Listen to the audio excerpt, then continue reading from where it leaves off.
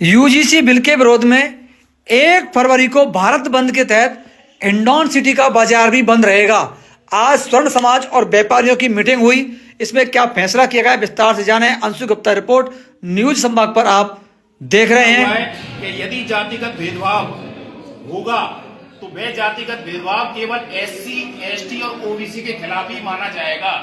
सरकार ये मानती है कि सवर्ण के खिलाफ तो कभी जातिगत भेदभाव होता ही नहीं है, यानी जातिगत भेदभाव के लिए केवल इन 3 जातियों को ही रख लिया। और सवर्ण, ऐसा कहां लिखा हुआ है कि सवर्ण के साथ भेदभाव नहीं हो सकता? सवर्ण के साथ भी भेदभाव होता है। तो जब सवर्ण के साथ भेदभाव होगा तो वो अपनी शिकायत लेकर कौन से आयोग के पास जाएगा, किस समिति में अपनी शिकायत दर्ज करेगा? देश के संविधान में धाराएं जो बनती हैं, कानून जो बनते हैं, वो इस हिसाब से बनते हैं कि यदि कोई व्यक्ति चोरी करता हुआ पकड़ा गया तो चाहे वो किसी भी जाति का हो, किसी भी धर्म का हो, किसी भी संप्रदाय का हो, चोरी के मामले में जो भी धाराएं लगती हैं और जो भी सजा बनती है वो सब पे लागू होती है, चाहे वो किसी भी जाति धर्म में से हो। दूसरी बात, इसमें ओबीसी को जोड़ा गया है। ओबीसी को जोड़ा गया है। ओबीसी की जो राष्ट्रीय कोई सूची नहीं है, किसी राज्य में कोई जाति ओबीसी में है, किसी राज्य में कोई जाति ओबीसी में है, तो आप निर्धारण कैसे करेंगे कि ओबीसी पे? आज हिंडौन सिटी में हम रहते हैं तो हिंडौन सिटी में जो जाट समुदाय है हमारा वो ओबीसी में है, लेकिन भरतपुर में जो जाट समुदाय है वो जनरल में है। जैसे हमारे हरियाणा में जो जाट है वो ओबीसी में है और हमारे उत्तराखंड में जो जाट भाई रहते हैं वो सारे जनरल में है। तो आप ओबीसी का निर्धारण कैसे करेंगे, किस जाति को? क्योंकि राज्यों ने अपने आधार से, अपनी सुविधा से और रिक्वायरमेंट के हिसाब से लोगों को, जातियों को ओबीसी में रखा है। तीसरी बात भाई साहब कि ये अगर कोई इसमें फेक कंप्लेंट होती है, अगर कोई झूठी शिकायत कोई व्यक्ति के खिलाफ कोई दूसरा व्यक्ति दर्ज कराता है तो उस फेक कंप्लेंट में कोई प्रोविजन नहीं है, इस बात की जांच करने का आपको अधिकार नहीं है कि ये जो शिकायत है ये सच्ची है या झूठी है। अगर आप झूठी भी कोई शिकायत जैसे सवर्ण के खिलाफ कोई कराता है तो उसमें ना तो आपको ये जानकारी मिलेगी कि शिकायत किसने कराई है, ना ये जानकारी मिलेगी कि आपकी गिरफ्तारी क्यों हुई है, या ये जानकारी नहीं मिलेगी कि आपने अपराध किया क्या है। अर्थात ये हमें जानने का अधिकार नहीं है कि एक व्यक्ति को अगर फांसी की सजा हो जाती है या कोई व्यक्ति मर्डर कर देता है तो मर्डर करने वाले व्यक्ति को भी अपने पक्ष का वकील खड़ा करने का अधिकार है। इसमें कहीं ऐसा कोई प्रोविजन ही नहीं है कि हम अपनी शिकायत किसके सामने रखें, क्योंकि एससी, एसटी, ओबीसी को मिला करके इसमें एक समिति बनाई गई है और वो समिति में हमारा कोई भी सवर्ण का कोई भी प्रतिनिधि नहीं होगा। तो हम अपनी शिकायत दर्ज कराने कहां जाएंगे, अपनी व्यथा किसके सामने रखेंगे, अपना दुखड़ा किसके सामने रोएंगे? अगली बात भाई साहब, इसमें सेक्शन 8B, 8C और 8D 3 सेक्शन है। अब उनमें क्या लिखा हुआ है कि यूनिवर्सिटी में जो भी हायर अथॉरिटी बनाई जाएगी, यानी एक जांच समिति बनाई जाएगी। अब आप मुझे ये बताइए, और ये हायर अथॉरिटी क्या करेगी कि जो भी कंप्लेंट इनको प्राप्त होगी उस कंप्लेंट को सीधा ये पुलिस विभाग को सबलेट करेगी, हस्तांतरित कर देगी पुलिस को कि आप जाइए और उस व्यक्ति को तुरंत पकड़ करके लाइए। यानी पहले से ही हमारी जो ये पुलिस ये कंप्लेंट फॉरवर्ड हो जाती है इसमें। अब आप मुझे ये बताइए कि किसी व्यक्ति के खिलाफ कोई अगर जातिगत भेदभाव का मुकदमा दर्ज होता है तो भारत सरकार ने पहले ही जातिगत भेदभाव के लिए एक एससी, एसटी एक्ट बना रखा है, तो ये उससे भी बड़ा बना दिया। अगर कोई व्यक्ति जातिगत भेदभाव करेगा तो वैसे ही उसको एससी, एसटी एक्ट के तहत, लेकिन अब इसको अलग से बनाने की आवश्यकता क्या पड़ गई आपको कि जातिगत भेदभाव यहाँ होगा, उसका अलग कानून है, और कॉलेज के अंदर जो बच्चा पढ़ रहा है उसके ऊपर अगर लागू होता है तो अलग कानून है। और तुरंत वो समिति जो बनाई गई है आपने, और समिति में भी आपके वही है एससी वाले, एसटी वाले और ओबीसी वाले, तो वो जनरल की बात कैसे सुनेंगे और कहां सुनेंगे? तो इसमें कई विसंगतियां हैं, इन विसंगतियों को दूर किया जाना चाहिए। मेरा सरकार से निवेदन है कि इन विसंगतियों को दूर किया जाए और हमें न्याय दिलाया जाए। हम भी भारत के नागरिक हैं और हमें भारत में समानता का अधिकार है और इस देश में रहने का पूरा अधिकार है। जाति, धर्म, लिंग के आधार पर कोई भेदभाव नहीं किया जाए, सभी जातियों को समान अधिकार दिए जाए और सभी को, अगर जातिगत भेदभाव का मुकदमा एससी, एसटी, ओबीसी के खिलाफ बनता है तो इसी तरह से अगर कोई जातिगत भेदभाव जनरल के साथ करता है तो उसको भी न्याय मिलना चाहिए। ये है इस यूजीसी कानून के अगेंस्ट जो हमारा ये संघर्ष चल रहा है, ये अब तक के इतिहास में सबसे काला कानून है। सवर्ण तो पहले से ही एसटी, एससी का जो कानून है उसका दंश पहले से ही झेल रहे हैं, उसमें जो व्यवस्थाएं हैं वो सब सामान्य वर्ग के व्यक्ति के खिलाफ है। और इसमें जो है जो यूनिवर्सिटीज ग्रांट कमीशन है, इसका काम ये नहीं है कि भाई जो है तुम कोई कानून बनाओ या मतलब जो है वहाँ जो है कोर्ट लगाओ।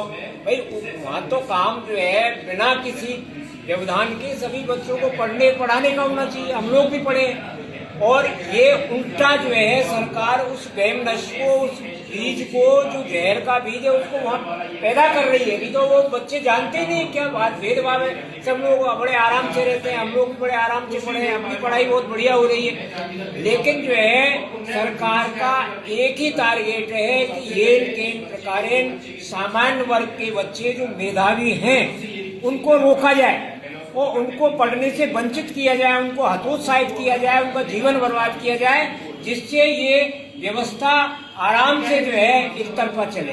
तो मैं ये मानता हूँ हमारा इसमें जो है बहुत बड़ा विरोध है कि ये जो सेक्शन भारत का संविधान है उसका सेक्शन 14 है, 15 और 21 है, तीनों का ही ये उल्लंघन कर रहा है। कि तीनों में ही जो है संविधान में ये समानता का अधिकार सबको दिया हुआ।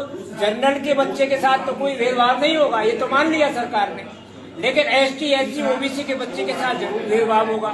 सरकार 70 साल हो गए, 70 साल हो गए, आज सरकार ये कह रही है कि नहीं साहब ये तो डॉक्टर माइनस का बनेगा, तो इसमें समानता नहीं दिख रही है सरकार को।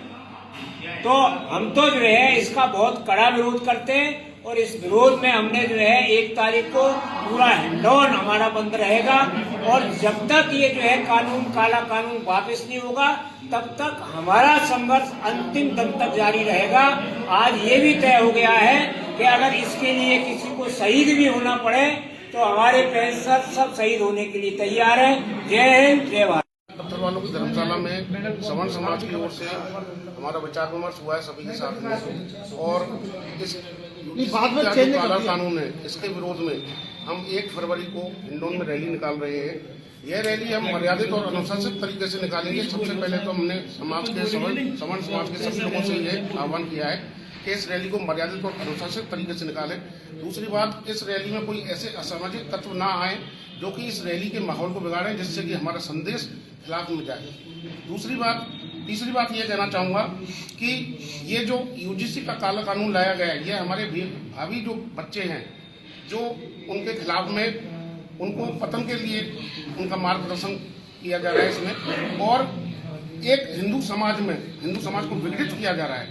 SC ST OBC ये भी हिंदू समाज के ही हमारे लोग हैं, हमारे भाई हैं, लेकिन ऐसा काला कानून डाल के आपसी भेदभाव करना यह सरकार की नीति है। आरोप लगता है कि हम सामाजिक जनप्रतिनिधि आपस में भेदभाव करते हैं, लेकिन ये तो सरकारी कानून है। ये कौन सा कानून बनाया है, हम इसके खिलाफ में, और हम सभी एक साथ हैं। जय हिंद, जय भारत, वंदे मातरम।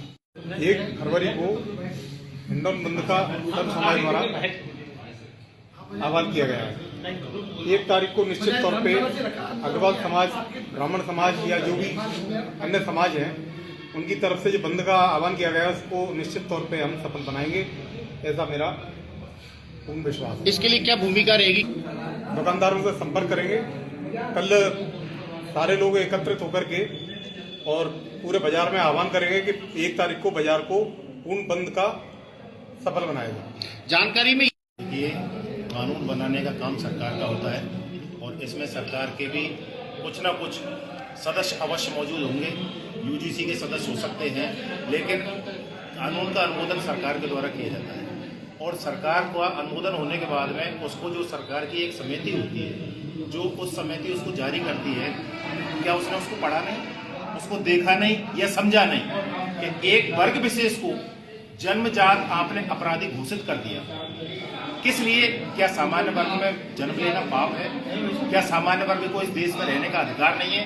हमारे देश का संविधान, हमारा देश संविधान से चलता है या जातियों से चलता है? अगर हम संविधान की बात करते हैं तो संविधान में सभी जातियों को, इस देश में सारे जाति, सारे धर्म, सारे वर्गों को समानता का अधिकार है, और ये आर्टिकल 14C का सरासर उल्लंघन है। अब इस कानून में आप देखिए, जैसे कि ये कानून है, अब ये भारत सरकार का ये भारत राजपत्र है, गजट नोटिफिकेशन है ये। अब इसमें अगर अपन देखें तो इस गजट नोटिफिकेशन क्या होता जो UGC कानून लाया गया है उसके विरोध में एक आज मीटिंग रखी गई, सर्व समाज की मीटिंग रखी गई, जिसमें 1 तारीख को बाजार बंद करने का निर्णय लिया गया और रैली निकालने का निर्णय लिया, जिसका रूट स्टार्टिंग बजाजी धर्मशाला से रैली चालू होगी और एसडीओ कोर्ट पर सवर्ण समाज है उसके साथ में यूजी का नया जो बिल लाया गया है, इसमें ना तो कोई अपील ना दलील, डायरेक्ट जेल, इस तरह का प्रावधान किया गया। हमारे बच्चों के साथ ये अन्यायपूर्ण हो रहा है, जिसमें कि किसी के साथ में भी कोई भी जो SC/ST वर्ग का व्यक्ति है, किसी भी तरह से कोई भी इल्जाम अगर लगाएगा तो पहले उसको जेल भेजा जाएगा। अब वो मुजरिम है या नहीं है ये बाद में पता लगेगा। इससे हमारे युवाओं का भविष्य या सवर्णों का भविष्य अंधकार में है। इसके विरोध में ये जो आज यहाँ पर पत्थर वालों की धर्मशाला में सवर्ण समाज की एक मीटिंग का आयोजन किया गया, जिसमें सभी लोगों ने इस बिल का पुरजोर तरीके से विरोध करने का निर्णय लिया, जिसमें 1 तारीख को इंदौर बंद का आह्वान किया गया है। उसके बाद में वहां से रैली के रूप में सभी लोग एसडीओ साहब के लिए ज्ञापन देंगे और अपनी बात रखेंगे। शांतिपूर्ण तरीके से रैली का आयोजन किया जाएगा और जो निश्चित मार्ग से इसके लिए बजाजे की धर्मशाला से और एसडीओ कोर्ट तक निश्चित मार्ग निश्चित किया गया है, उसी मार्ग से आएंगे। सभी लोग शांतिपूर्ण तरीके से अपनी बात रखने के लिए एसडीओ साहब पर ज्ञापन देंगे, वहां पर सभा का स्थगन किया जाएगा। आज सवर्ण समाज, जिसमें क्षत्रिय समाज, ब्राह्मण समाज, राजपूत समाज, जैन समाज और ये सभी समाज मिलकर एक तारीख को बाजार बंद करेंगे और उसी समय एक रैली का आयोजन किया जाएगा। रैली का जो रास्ता वो अभी निश्चित कर दिया जाएगा और अभी मीटिंग चल रही है, वो निर्णय अभी थोड़े 15-20 मिनट बाद बता दिया जाएगा।